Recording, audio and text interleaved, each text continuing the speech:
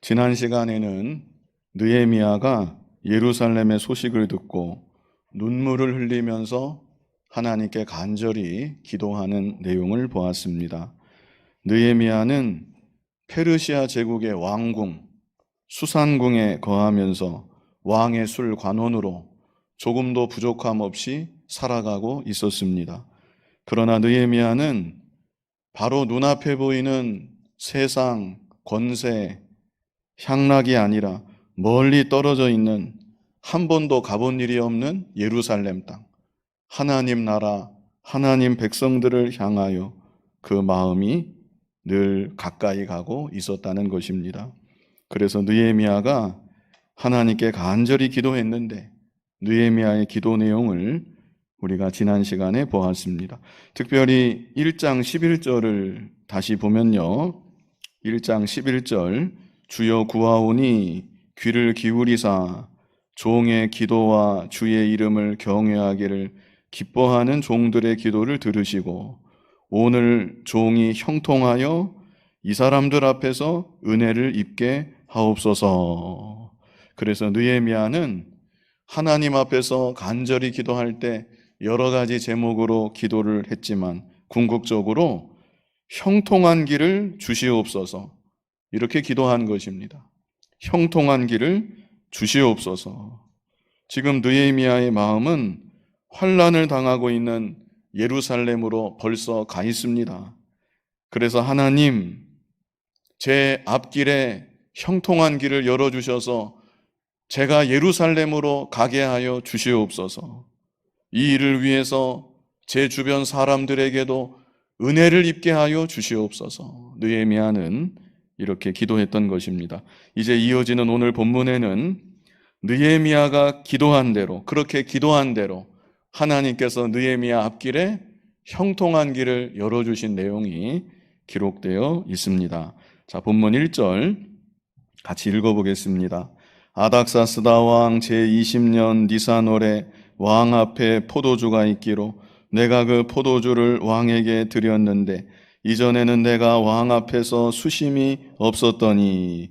자, 여기 1절에서 먼저 주목할 것은 제일 앞에 아닥사스다 왕 제20년 니산월에 그랬습니다. 하나님께서 느헤미야의 기도를 응답하신 때를 여기 이렇게 기록한 것입니다. 언제 응답하셨습니까? 아닥사스다 왕 제20년 니산월. 니산월은 오늘날로 하면 3월에서 4월 정도입니다. 3월에서 4월 정도. 그러면 느헤미야가 기도를 시작한 것은 언제였는가? 느헤미야 1장 1절에 있습니다. 느헤미야 1장 1절을 한번 보십시오. 하가랴의 아들 느헤미야의 말이라 아닥사스다 왕 제20년 기슬루월. 자, 이때가 기도를 시작한 때입니다. 기슬루월에 내가 수산궁에 있더니 그랬는데 이때 예루살렘으로부터 사람이 왔지요. 사람이 와서 느헤미야가 예루살렘 형편을 물었습니다. 그랬더니 그 사람이 대답하기를 성벽이 없기 때문에 환난을 당하고 능욕을 당하고 있습니다.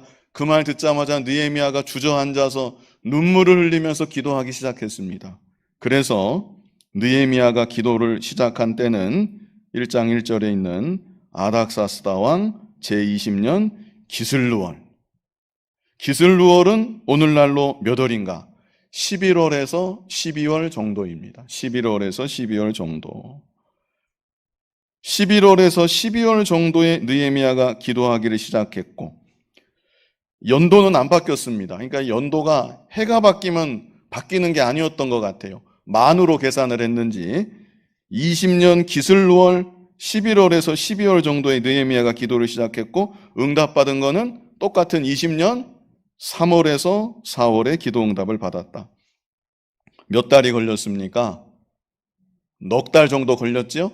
넉 달 정도 느헤미야가 기도했다는 뜻입니다. 그래서 먼저는 우리들이 느헤미야의 간절한 소원과 열망에 대해서 생각해 볼 필요가 있습니다. 간절한 소원과 열망.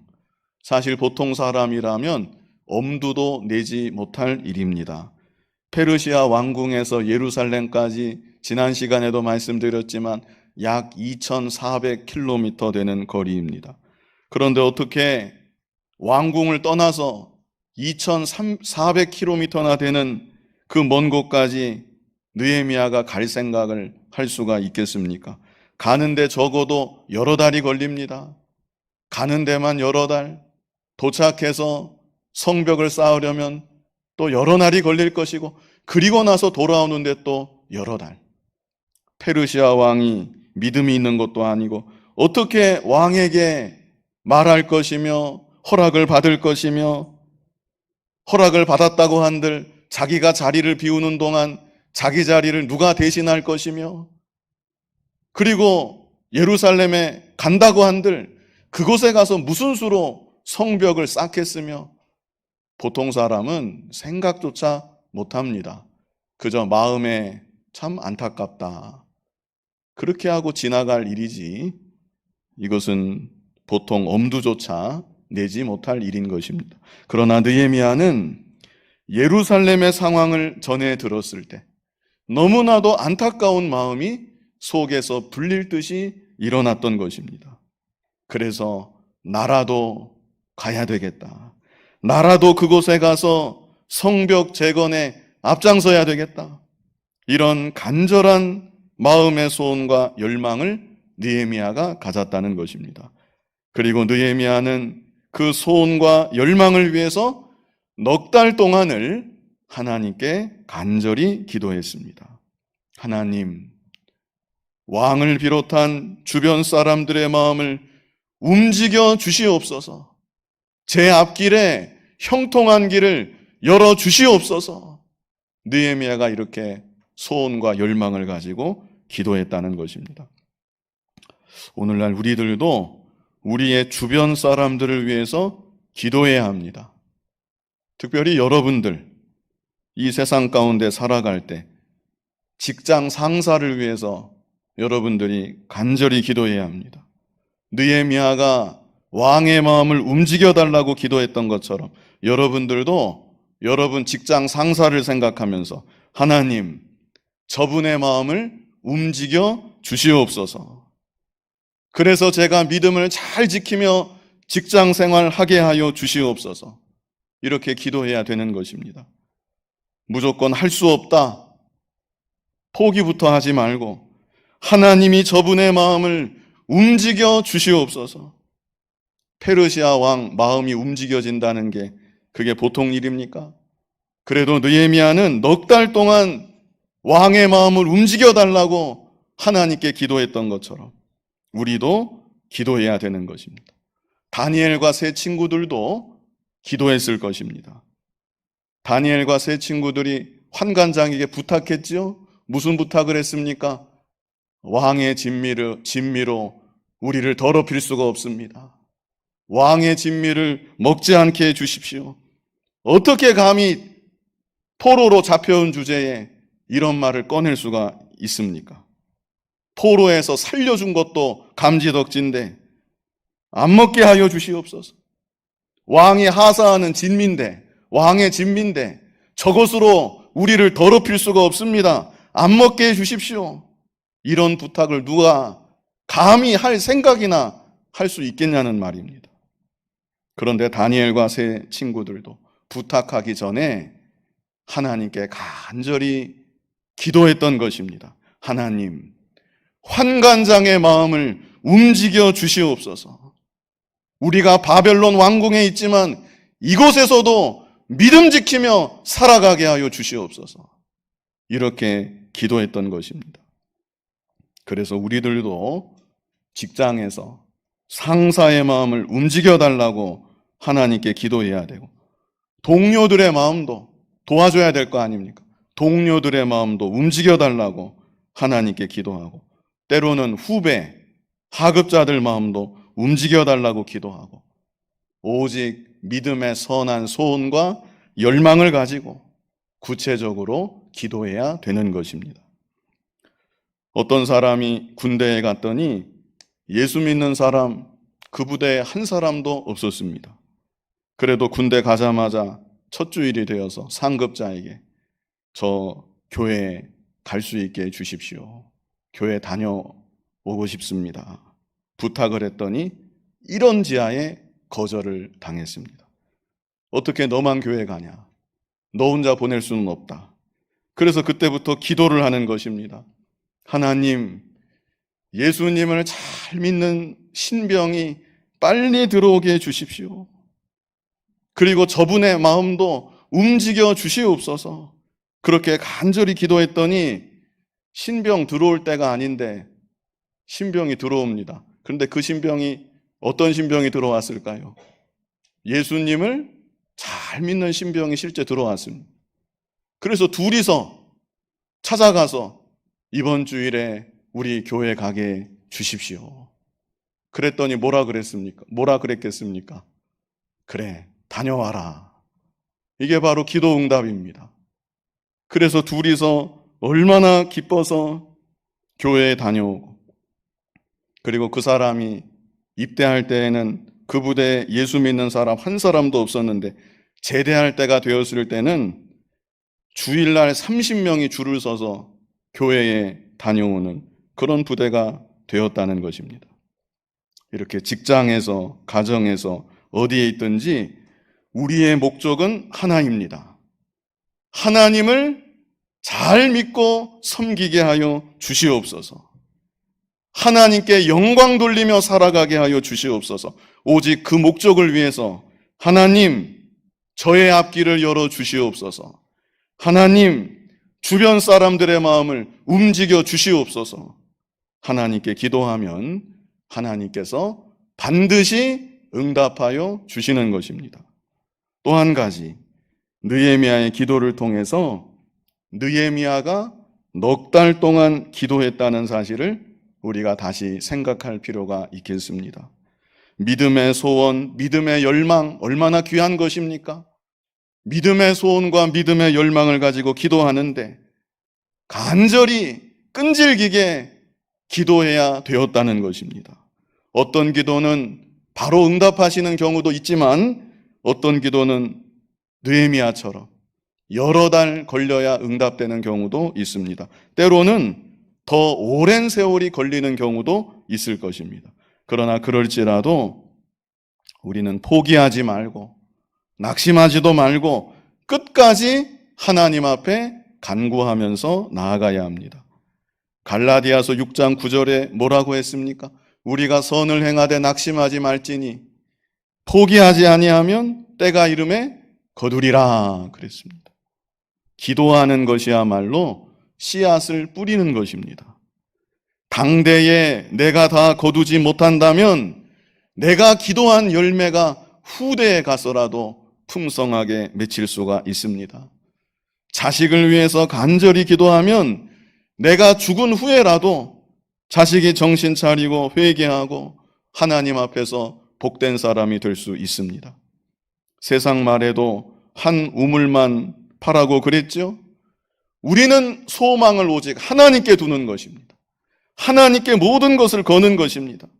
그래서 하나님께 기도하되 간절히 기도하고 끈질기게 기도하고 끝까지 기도해야 되는 것입니다. 자, 이제 본문 2절, 우리 본문 2절 같이 한번 읽어보겠습니다. 왕이 내게 이르시되 내가 병이 없거늘 어찌하여 얼굴에 수심이 있느냐? 이는 필연 내 마음에 근심이 있음이로다 하더라. 그때에 내가 크게 두려워하여. 자, 하나님께서 이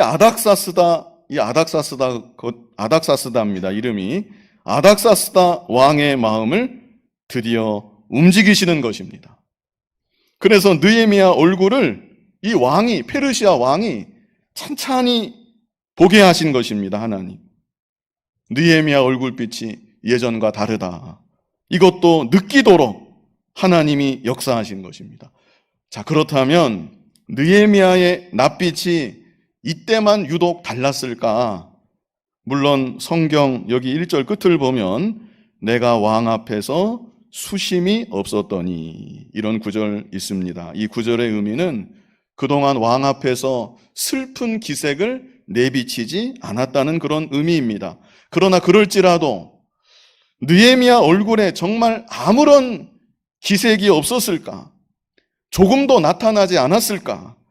저는 그렇지 않았다고 봅니다.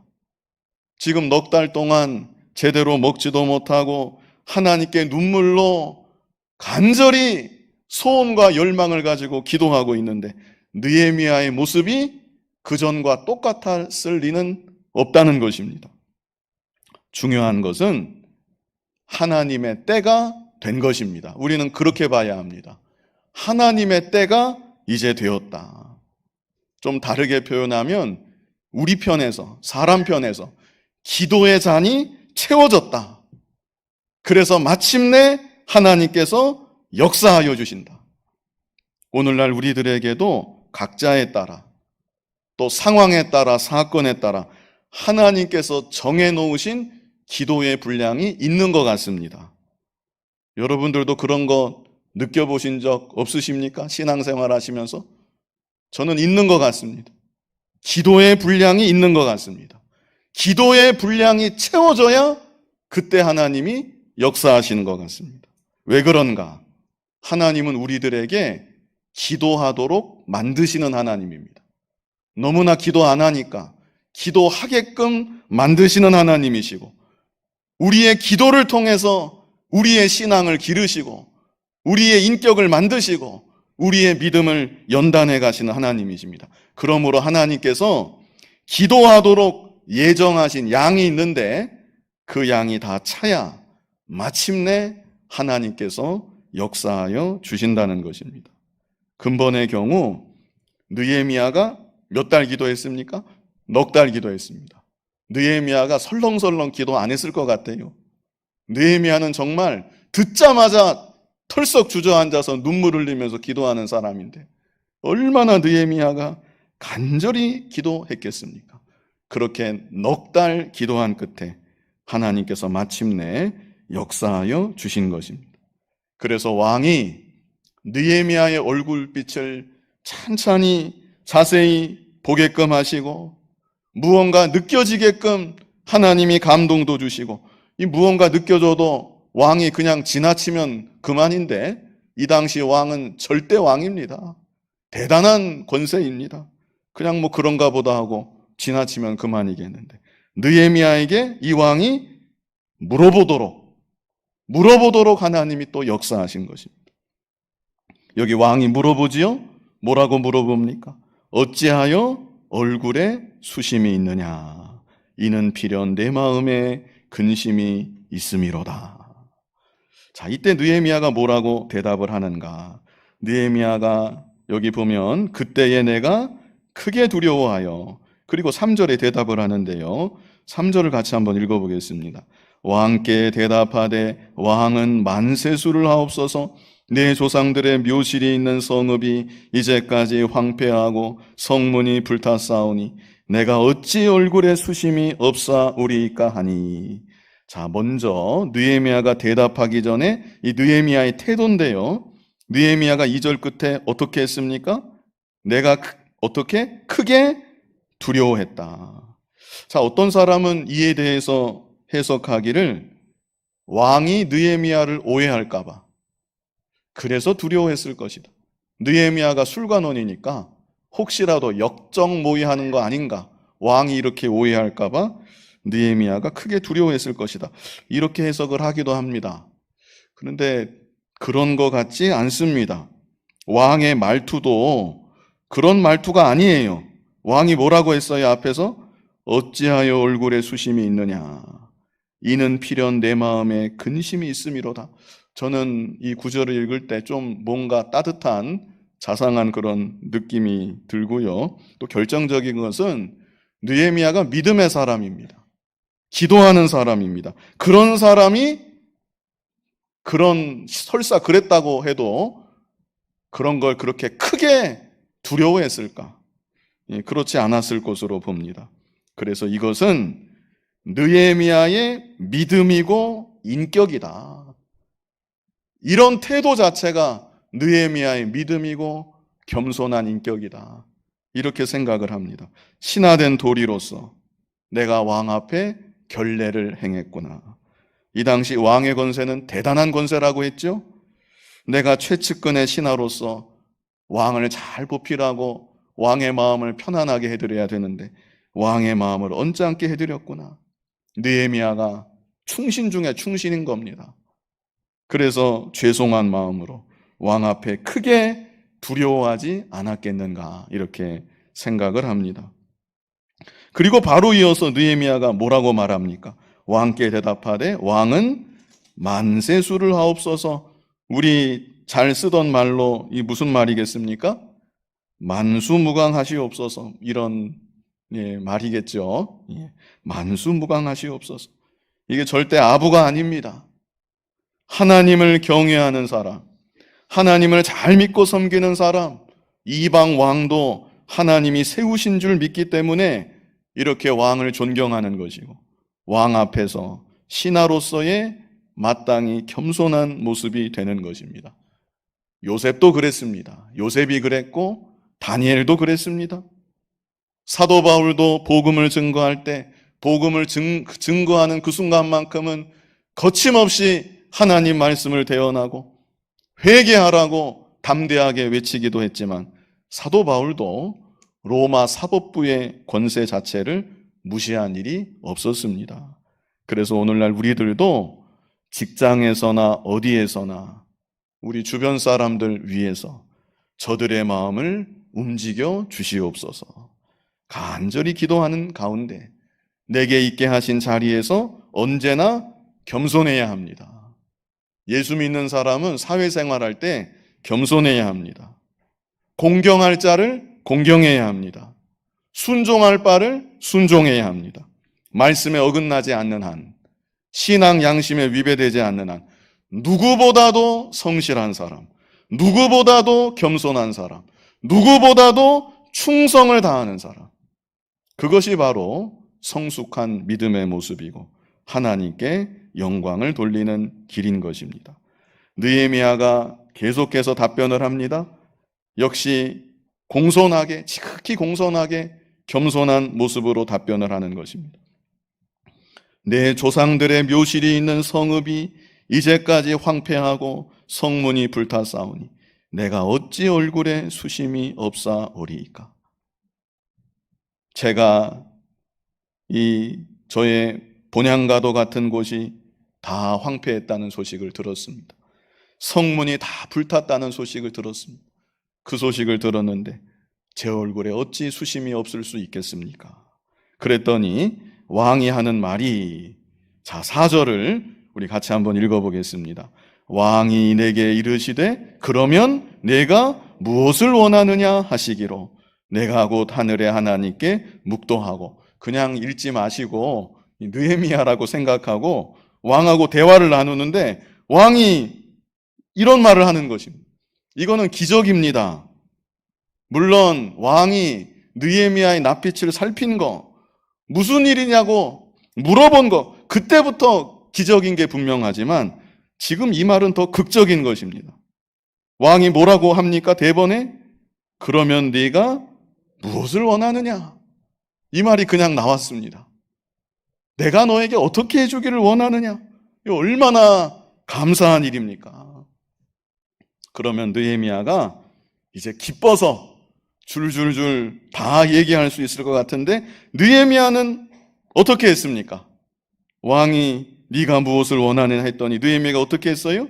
내가 곧 하늘의 하나님께 묵도하고. 자, 묵도가 무엇입니까? 기도하는 거죠? 소리 내지 않고 기도하는 것입니다. 그 찰나에, 그 순간에 느헤미야는 누구를 먼저 생각한 것입니까? 하나님을 생각한 것입니다. 왕이 네가 무엇을 원하느냐 이 말을 듣는 즉시 느헤미야는 하나님을 생각하고 하나님을 바라보고 하나님께 그 순간 그 찰나 기도했다는 것입니다. 아마 눈을 감지도 않았을 것입니다. 왕과 대화를 나누는 중인데, 왕 앞인데 어느새 어떻게 느헤미야가 눈을 감았겠습니까? 마음으로 이 순간 하나님을 생각하는 것입니다. 하나님을 의지한 것입니다. 그러면서 하나님께 그 찰나에 그 순간에 짤막하게 느헤미야가 기도한 것입니다. 뭐라고 기도했을까요? 저도 잘 모릅니다. 뭐라고 기도했는지는. 아마 하나님 지혜를 주십시오. 아니면 왕이 그렇게 물어보니까 하나님 은혜 감사합니다. 제 입술을 주장해 주십시오. 왕의 마음을 계속해서 움직여 주시옵소서. 느헤미야가 마음으로 하나님께 그렇게 간절히 기도하지 않았겠는가? 중요한 것은 오늘날 우리들에게도 이런 기도가 또한 있어야 된다는 것입니다. 넉 달 동안 하나님께 간절히 기도했습니다. 그런데 그게 전부가 아니라 순간순간 하나님을 생각하고 순간순간 하나님을 바라보고 순간순간 하나님의 도움을 구하는 그런 기도가 우리 삶 가운데 계속되어야 한다는 것입니다. 새벽에 일어나서 어느 날 내가 1시간 기도했다. 2시간 기도했다. 오늘 나 기도할 만큼 다 했다. 그러면 안 된다는 것입니다. 하루를 살아가는 동안 중요한 순간순간이 얼마나 많이 있습니까?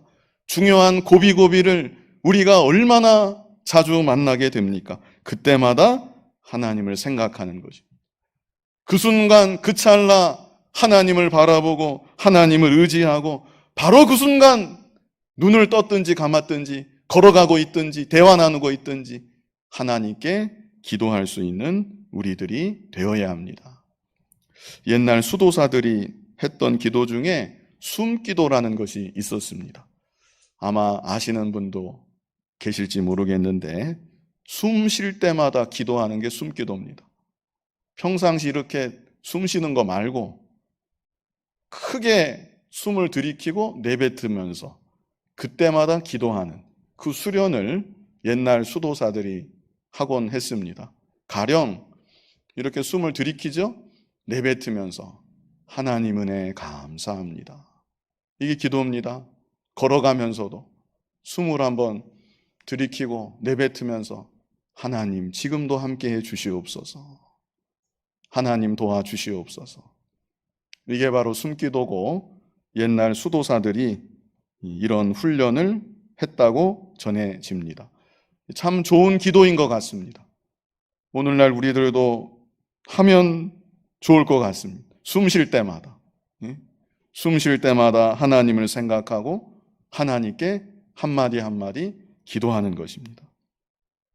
항상 걸음걸음마다 하나님과 동행하기를 힘쓰고 하나님을 늘 생각하며 살아가기를 힘쓰고 그래서 항상 하나님께 기도하는 저와 여러분이 다 되었으면 좋겠습니다. 그러면 느헤미야가 이렇게 네가 무엇을 원하느냐 왕의 말 끝에 그 순간 그 찰나 하나님 생각하고 느헤미야가 기도한 후에 느헤미야가 뭐라고 답변을 했는가? 자, 5절 기도하고 나서 이제 느헤미야가 답변을 합니다.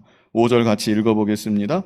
왕에게 아뢰되 왕이 만일 좋게 여기시고 종이 왕의 목전에서 은혜를 얻어 싸우면 나를 유다 땅 나의 조상들의 묘실이 있는 성읍에 보내어 그 성을 건축하게 하옵소서 하였는데 단도직입적으로 말한 것입니다.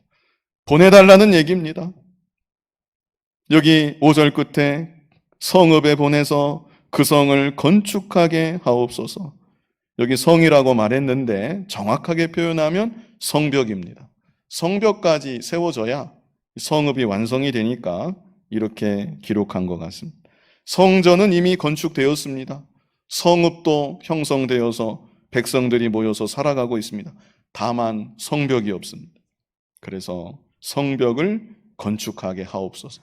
제가 예루살렘에 가서 성벽 건축하도록 허락해 주십시오. 이렇게 직접 부탁을 올렸습니다.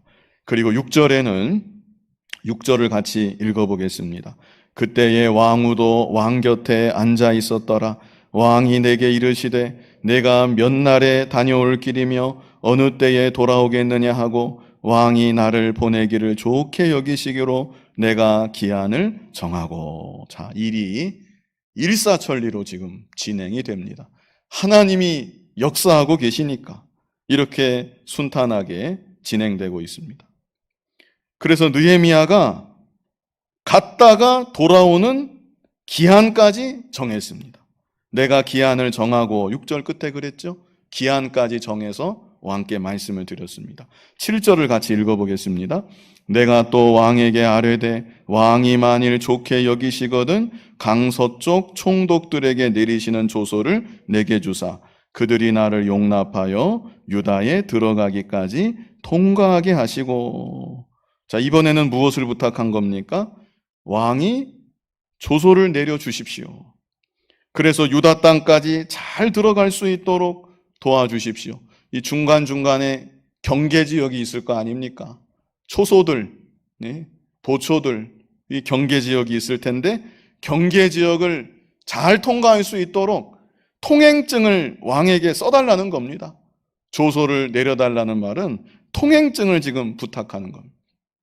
자, 여기서 우리가 또 생각할 것이 한 가지 있는데 무엇인가? 느헤미야가요, 기도만 한 게 아니고 마음속으로 치밀하게 준비했다는 것입니다. 우리가 이것을 생각할 수 있습니다.